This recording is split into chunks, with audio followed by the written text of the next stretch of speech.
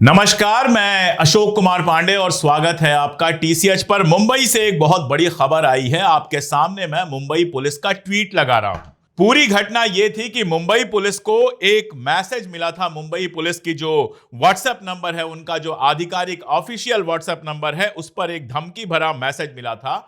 और मैसेज में यह दावा किया गया था कि पूरे शहर की गाड़ियों में कई बम लगाए गए हैं और 400 किलो आरडीएक्स का इस्तेमाल करके अनंत चतुर्दशी पर धमाका किया जाएगा, जिसमें 1 करोड़ लोग मारे जाएंगे। और कहा यह गया था कि यह धमकी जो है पाकिस्तान स्थित लश्कर जिहादी के नाम से एक आतंकवादी समूह ने दी है। और जिस आदमी ने यह धमकी दी थी, उसने अपना नाम फिरोज बताया था और कहा था कि 14 आतंकवादी जो हैं वो शहर में घुस चुके हैं। आप समझ सकते हैं कि मुंबई पुलिस बिल्कुल तैनात हो गई होगी।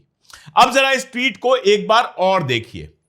इस ट्वीट में एक तस्वीर है जिसमें एक आदमी के मुंह पर काला नकाब पहनाया गया है और मुंबई पुलिस कह रही है कि इस आदमी को पकड़ लिया गया है जो बम की धमकी दे रहा था।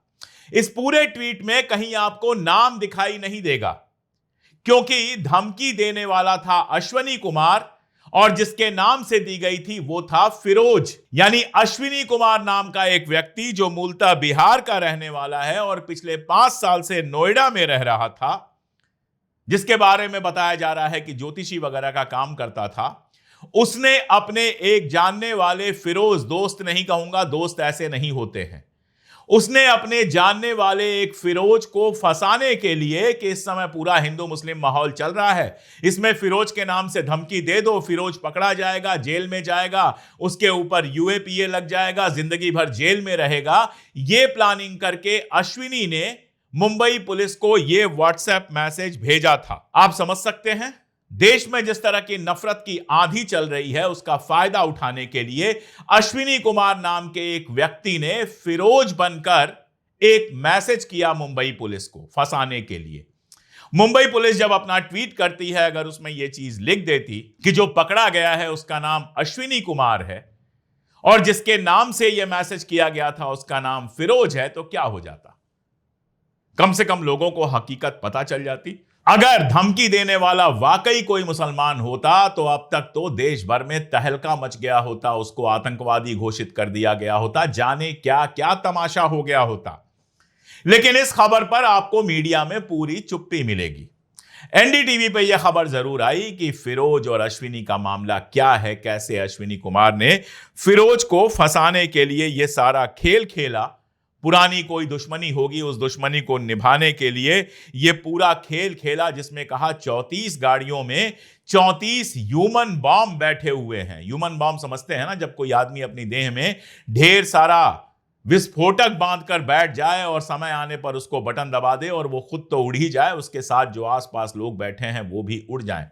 1 करोड़ लोगों को मारने की बात हुई और जब यह घटना सामने आई तो मुझे तुरंत याद आया, जो भारतीय जनता पार्टी के नेता हैं, अक्सर बयान दिया करते हैं, दुबे जी, निशिकांत दुबे जी, उनका एक मामला याद आया। 2-4 दिन पहले की बात है, उन्होंने भी ट्वीट किया था और उस ट्वीट में उन्होंने बाकायदा बताया था कि एक हिंदू युवक ने एक मुस्लिम आदमी के नाम से उनको जान से मारने की धमकी दी थी। यानी धमकी जो आई वो मुस्लिम नाम से आई, लेकिन उसके पीछे जो दिमाग था, जो खिलाड़ी था, वो हिंदू था। उस लड़के ने यह काम किया।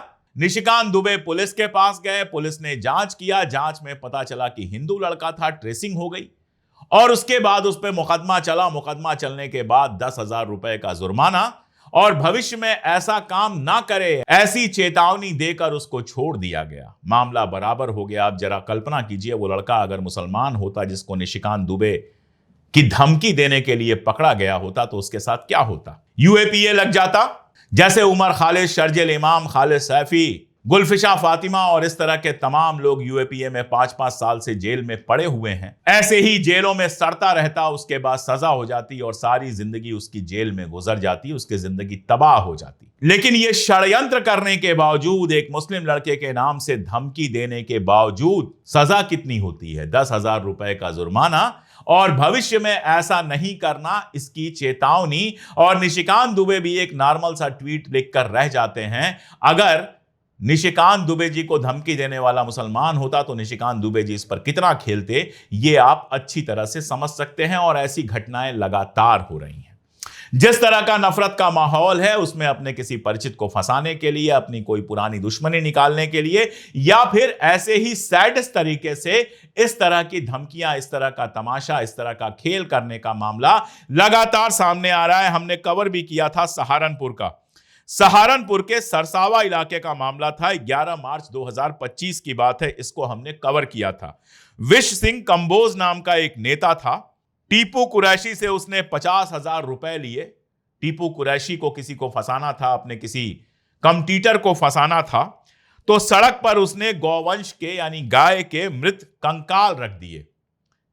गाय की लाश का कंकाल सड़क पर रख दिया और हाईवे जाम करके जबरदस्त तमाशा मचाया, क्योंकि किसी को फंसाना था। जब जांच होती है तो पता यह चलता है कि यह सब किसी को फंसाने के लिए किया गया था। जो गाय का मांस, गाय का कंकाल सड़क पर रखकर तमाशा किया गया था, यह सब किसी को फंसाने के लिए किया गया था। जैसे मैंने आपको बताया, 11 मार्च 2025 को गिरफ्तार किया गया था और यह खेल खत्म हुआ था। 3 खेल तो मैंने आपको देखते देखते बता दिए।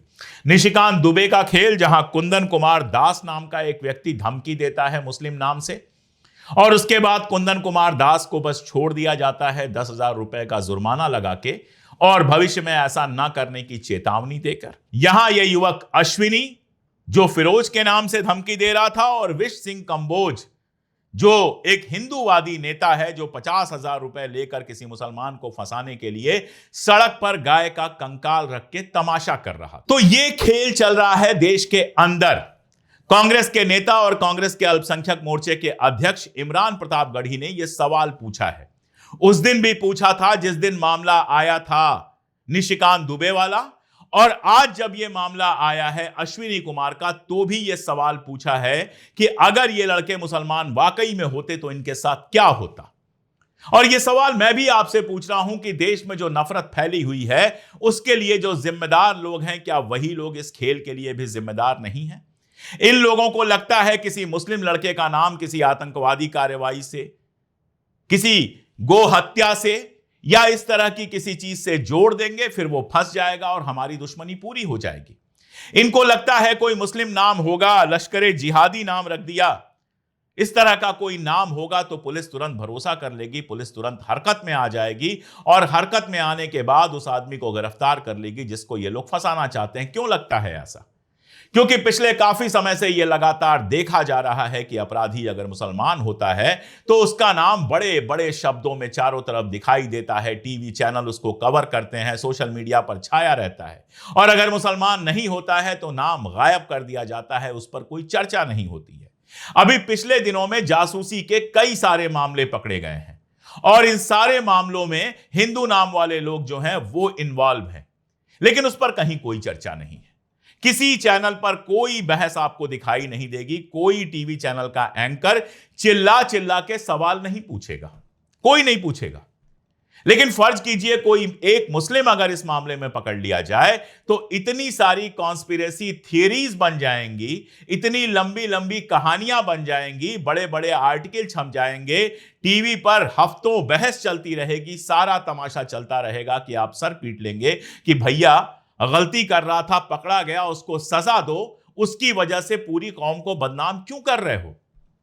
और ये जो ट्रेंड चला है, हर चीज में मुसलमान मुसलमान करने का जो ट्रेंड चला है, आपको याद है ना, रेलवे के कई सारे एक्सीडेंट एक के बाद एक हुए, उसमें भी पाकिस्तान का वीडियो लाया गया और यह साबित करने की कोशिश की गई कि मुस्लिम यह काम कर रहे हैं। मिला कुछ नहीं, फर्जी था तो फर्जी ही रहेगा, लेकिन मुसलमानों को बदनाम करने का कोई भी मौका छोड़ा नहीं गया। देखिए, बहुत सीधी सी बात है, अपराधी कोई भी हो सकता है। अपराध धर्म देख के नहीं होता, हिंदू भी अपराधी हो सकता है, मुसलमान भी अपराधी हो सकता है, मुसलमानों के बीच में भी अपराधियों की कोई कमी नहीं है। लेकिन किसी अपराध को धर्म से जोड़ देना, कोई अपराधी अगर किसी एक विशेष धर्म का हो तो उस पर शोर मचाना और दूसरे धर्म का हो तो खामोश हो जाना, यह एक ऐसी चीज है जो देश के लोकतंत्र को और देश के सामाजिक ताने बाने को कमजोर करती है। और यही वो चीज है जिसके चलते अश्विनी कुमार हो या विश सिंह कंबोज हो या फिर कोई और हो, उनको ये प्रेरणा मिलती है, उनको ये लगता है कि हम इस तरह की हरकत करके बच सकते हैं, किसी मुसलमान को फंसाकर हम बच सकते हैं। होता कुछ नहीं है, पुलिस है हमारे यहां। आप कॉल करोगे, मैसेज करोगे, कितना भी नाटक करोगे, उसके नाम से सिम लोगे, इसके नाम से सिम लोगे, कुछ भी करोगे, ट्रेस करके जहां से भेजा गया है वहां पहुंच जाएंगे। आपकी गर्दन पुलिस के हाथ में जाएगी। अभी भी हमारी पुलिस इतनी एफिशिएंट है कि इस तरह के मामलों में आप पकड़े जाओगे। अब ये जो भाई साहब हैं अश्विनी, जो पकड़े गए हैं, इनके ऊपर बाकायदा केस चलेगा, मुकदमा चलेगा, मुकदमा झेलेंगे, सजा होगी, 2-4 साल 5 साल परेशान रहेंगे, जिंदगी बर्बाद होगी। विश सिंह कंबोज गिरफ्तार हुए, हो सकता है बाद में उनको जमानत मिल गई हो सकता है रिहा हो गए हो, लेकिन एक दाग तो लग गया। अश्विनी कुमार वाले मामले में भी केस तो लंबा चला, परेशान तो हुए, पुलिस ने कायदे से स्वागत तो किया होगा, मिला कुछ नहीं, लेकिन अंदर की जो नफरत है वो ये सब कुछ करवा रही है। और इसीलिए जब इस तरह की घटनाएं आती हैं तो इन लोगों के ऊपर मुझे कम गुस्सा आता है। गुस्सा उनके ऊपर आता है, उस गोदी मीडिया के ऊपर आता है, उस पॉलिटिकल तमाशे के ऊपर आता है जो इस देश में हर चीज को हिंदू मुसलमान बनाने पर लगा हुआ है और देश के अंदर सांप्रदायिक नफरत फैलाने पर लगा हुआ है। देश में अगर सांप्रदायिक नफरत ऐसे ही फलती रहेगी, देश में अगर यह माहौल बनता रहेगा कि हिंदू अपराधी होगा तो मामला दबा दिया जाएगा, मुस्लिम अपराधी होगा तो मामला बढ़ा दिया जाएगा, तो इस तरह की घटनाएं बढ़ती जाएंगी और एक दिन ऐसा होगा कि कोई धमकी आएगी और पुलिस को लगेगा कि अरे ऐसे ही बेकार की धमकी होगी। हालांकि पुलिस इस तरह से काम नहीं करती, इस तरह की हर धमकी को बहुत गंभीरता से लेती है, इसीलिए अश्विनी कुमार पकड़े गए हैं। लेकिन मान लीजिए कभी पुलिस को इतनी धमकियां इस तरह की मिलने लगे कि इसको इग्नोर कर दे और वाकई किसी दुश्मन ने वो धमकी दी हो, किसी दुश्मन का वो काम हो, तो सोचिए उसके बाद क्या होगा। इसलिए देश को अगर बचाना है और देश को शांति से चलाना है तो सबसे ज्यादा जरूरी है इस तरह के तमाशों का बंद होना। आप क्या कहते हैं कमेंट में बताइएगा। आज के लिए इतना ही, बहुत शुक्रिया।